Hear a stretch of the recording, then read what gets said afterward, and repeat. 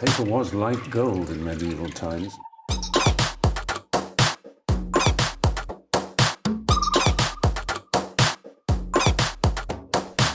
Oh, not tobacco. Sugar. That everything we thought we knew about the world might turn out to be completely wrong.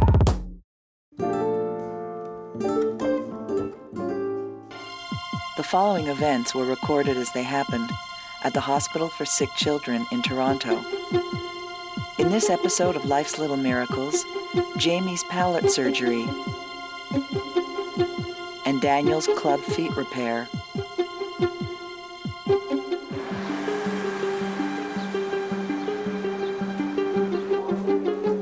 Nine-month-old Daniel was born with club feet, a condition caused by tight and shortened tendons. As a result, his bones are in the wrong position and his feet turn inward and down. And is it both feet or just the one? Both. Both feet. Daniel must undergo surgery to correct the position of his feet, or he will never be able to walk. Today, he will be fitted with a final set of casts that will stretch his tendons in preparation for surgery. How are you? Good. Hi. How are you doing?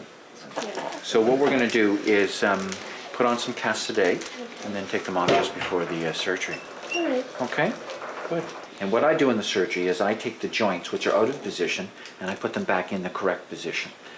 And then I'll use a pin, usually one pin, to hold everything in place.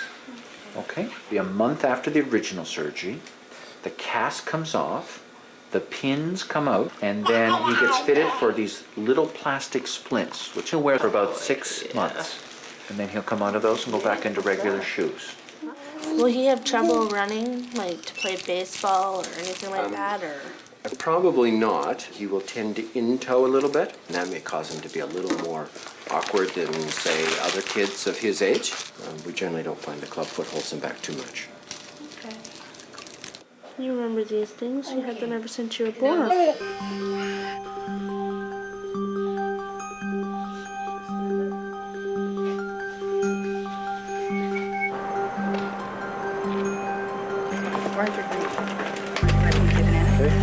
Okay, let's make this thing work. 13-year-old Jamie was born with a cleft palate and previously underwent surgery to repair it. Okay. The surgery was successful, but Jamie's palate is still not fully functional. Too much air escapes through Jamie's nose, leaving her with hypernasal speech. So the first thing I'd like you to do is just to count for me from 60 to 70. 60, 61, 62, 63. Jamie has decided to undergo an additional surgery in the hope her voice will be normal. 69, 70. Okay, very good. Today her speech will be evaluated in preparation for the surgery. So what we're going to do today is listen to your talking, and we'll also do some talking on the computer so that we can get some measurements of how much sound is coming out through your nose and how much sound is coming out through your mouth. Okay? And what I'm going to do is I'm going to give you this to wear, and you can see that there's 2 microphones. And I'm going to have you read some sentences now. A school day for Susie. Susie eats cereal or toast for breakfast. After that, she rides the bus to school. Susie likes to sit with Sally. At school, the teacher gives Susie's class a test. Good. Okay, let's take this off. All right. So what we were able to see on the computer test is that it confirms that Jamie is getting a lot of sound coming through her nose when she's talking. Typically what we would see is when the sounds are coming out through the mouth, the dots would be low down, and in Jamie's case the dots tend to be higher up. What we would like to do is to see Jamie back here again about 6 to 8 weeks after surgery and be able to see if there's a difference. Okay. All right? All right. All set? Thanks.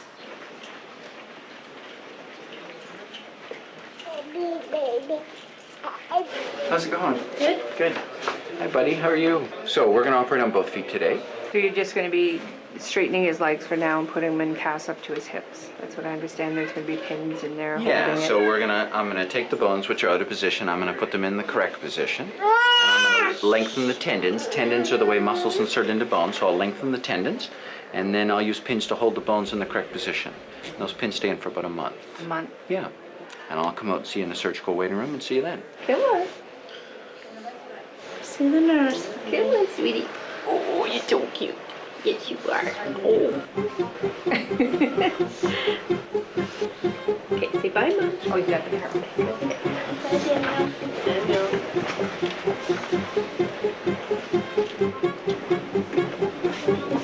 Go.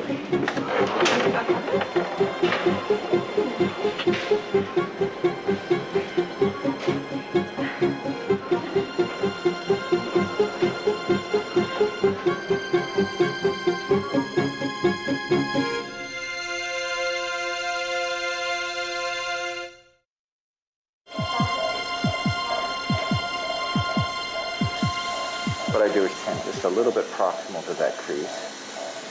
I'm heading about halfway between the tip of the fibula and the sole of the foot. Find the tendon there. Scissors, please.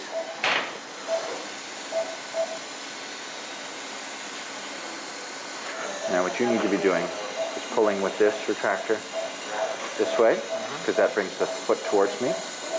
There. I need to release that. And watch out you don't head this way, because you'll catch the vein. So now I've released all the way around. You can see that's the way the foot used to be. Yeah. And this is the way we're going to make it. And see how the effect that has on the foot? Sometimes they're really loose and sometimes they're really tight. I would say that's moderately flexible. Okay, get your gun. Annie. It's right there. Good. Okay, just back it up a little bit. Okay, good.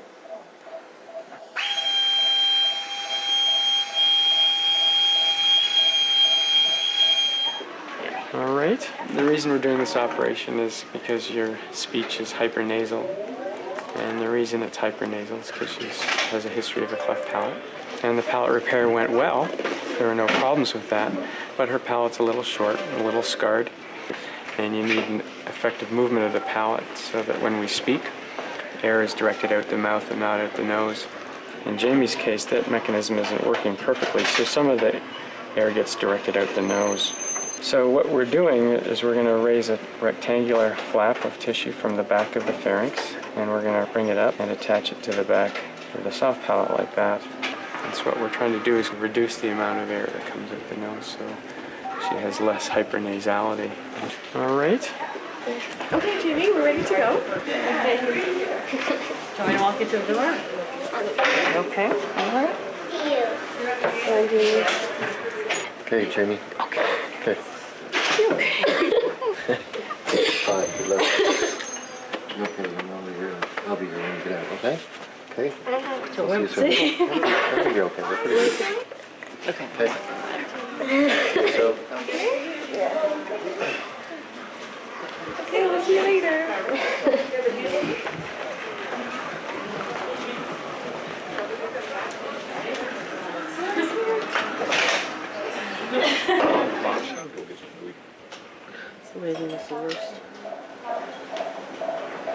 You guys want to have a look at these? The pin on the left side's a little bit better than the pin on the right. See how it's in line with the talus? Yeah. And the cuboid now is nicely reduced on the calcaneus. So that looks good. We've corrected the foot now. We're just stretching out the medial soft tissues. Would you wait till after to No, I'll go talk to them now. All done. Everything went exactly as planned. The bones, which were out of place, I put them back in the correct place. And then I use a pin to hold everything in place. Okay? So he's got the cast right up to his Yeah, right up to here. And they come down to just about his toes.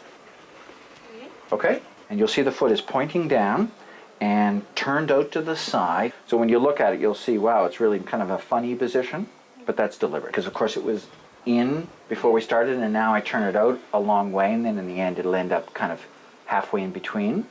And does he have to sleep on his back? No. Or, no, whatever position he wants? Now whatever he wants. He'll do a lot of flipping all over tonight. Sometimes the first night's so-so, and sometimes it's not so good. So those are your two choices, so-so and not so good. But they'll give you pain medications, and hopefully that'll keep him relatively comfortable, and he'll feel a lot better tomorrow.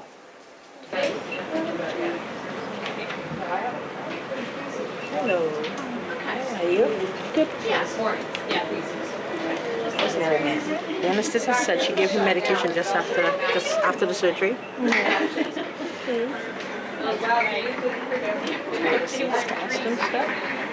Sure. Just a little bit elevated. His foot is nice and pink and warm, so he's okay. Sweetie.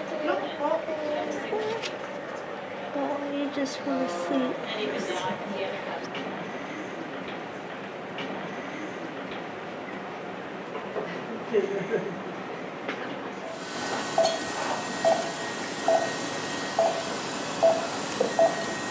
And the forceps.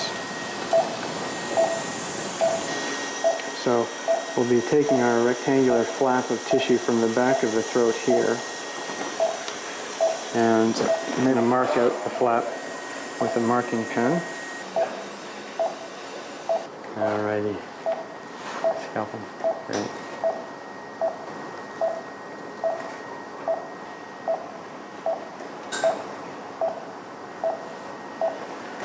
Super. So this is what we call a superiorly based pharyngeal flap. We've raised it from the back of the throat, and this flap is then going to be transferred up and attached to the upper side of the back of the soft palate. Okay, grab that suture.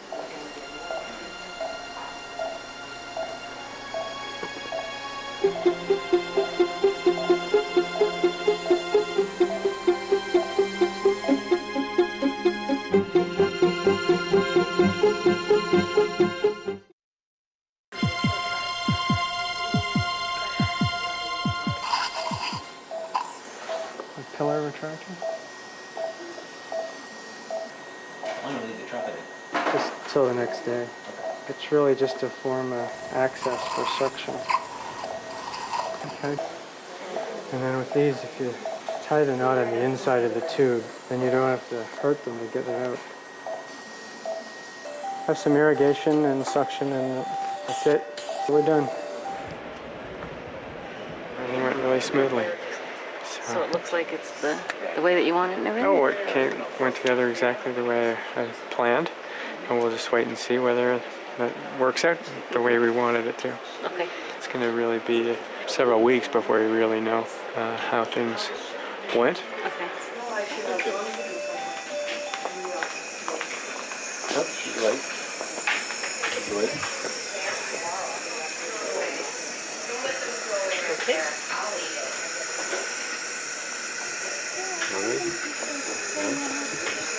It's over. That's the main thing, isn't it?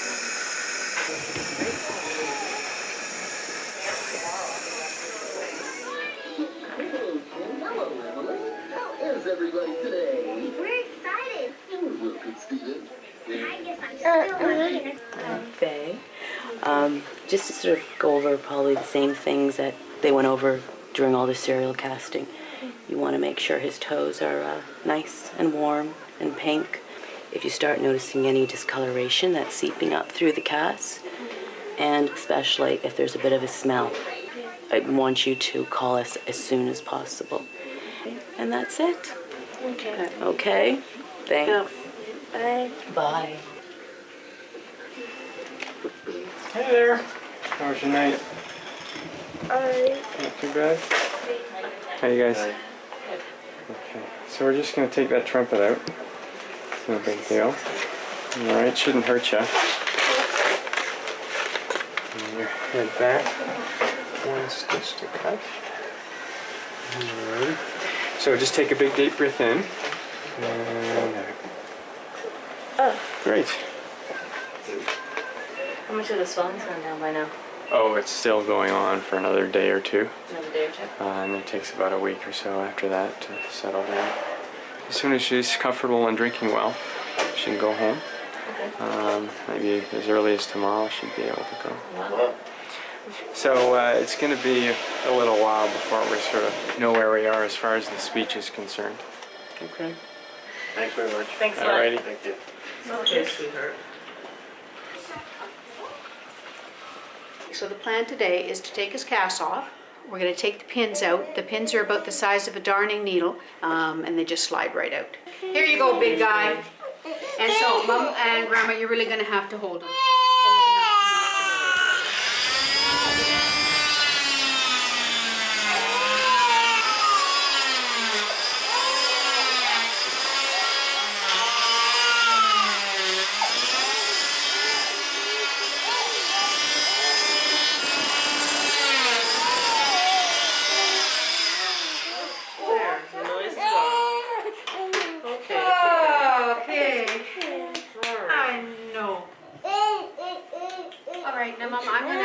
Off, and I just want you to hold him underneath his thigh. There we go. Look how straight those feet are. These are good feet. Definitely a change. Yes, these are good feet. Let's lift them up for a second. Mommy's not watching. Don't I watch. can't watch either. I don't think she has to watch either, baby. No, no, we're just going to hold that for a minute. See, all done. All done. There you go. Done. One more set of cast. That's all, buddy. No splints.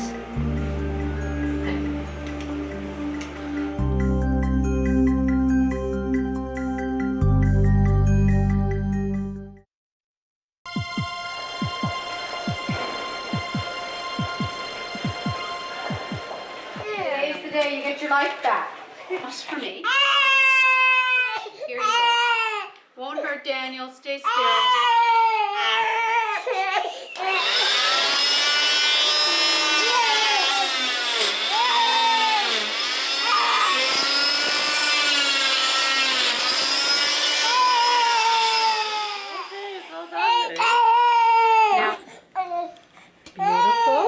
There's the end of the incision. That stitch will just fall off in the bathtub. So I'm going to send you upstairs to orthotics now. And you're to wear the braces. I believe he said 23 hours out of the day. So the braces are to keep the feet up in the corrected position. Okay, here are the braces for you. Yes. I know. It's a little bit sensitive. It's not going to do nothing. So you have to put the narrowest angle here and then slip it down. Try to bend the knee a little bit and push down the heel. You have to draw out the toe a little bit. Then fold it up and put the toe strap on. Okay, all done. We might stand on the floor and let me have a look. Can you? Just stand on the floor. Stand up. Yep, stand up. Yeah. And now and then you may have to exercise the ankle a little bit. Okay, all done. Bye. Shake hand. Oh, good boy. You can shake hand with me. Bye-bye. We're back again. How have you been the last, 6 weeks, right? Yep. Yeah. Great. Yesterday. What about her voice? What do you think? It sounds pretty good. She wanted to put her message on the answering machine. She did, and everybody keeps calling saying, "Who's that kid that's answering who's on the answering machine?" So Yeah, they don't that's recognize what it. most people notice. I mean, it's harder for you to notice. Yeah, because you're always with her and stuff. We hear that all the time. Let me hear you say some things for me. Ba ba ba. Ba ba ba. Baby baby baby. Baby baby baby. Excellent. So we'll probably see some improvement still over the next 6 months or so. She's sort of got to learn how to use the flap. Would you go through it again? I would say yes, other than the fact that it hurt. I'll ask you the same question in 6 months, so you'll have forgotten about the pain by then. So that's great. You've done great. So I'll see you. Okay. Great. So how was school today? Anything special? Well, yeah, we had an assembly, So was it interesting? Did you get anything out of it? Yeah.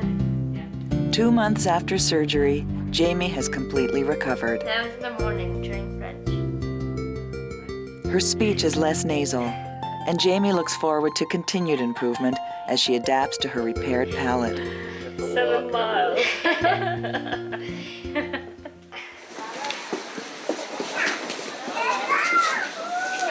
Hi, how are you? He's not looking like a baby anymore? No. And is he walking? He's walking around furniture behind his toys and stuff. Right, so he's not kind of walking independently yet. No. Okay, can I have a look at his feet? Yeah.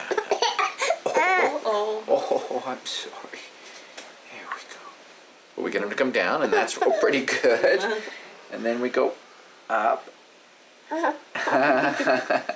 And that's pretty good. So his motions, he fights me, but it's quite nice and flexible, and the feet are shaped exactly the way I would like them to look. I mean, you don't need to wear the braces anymore. Yeah, you can go for a walk. Yeah, show us what you can do. That's a good fella. He's pretty tentative still, isn't he? Yeah. Daniel's surgery has been a success. He's happy to be out of his braces. You're looking good. Doctors will continue to follow Daniel's progress as he embarks on his next step of learning to walk on his own. On the next episode of Life's Little Miracles, Andrew's eye surgery and Gregory's kidney operation.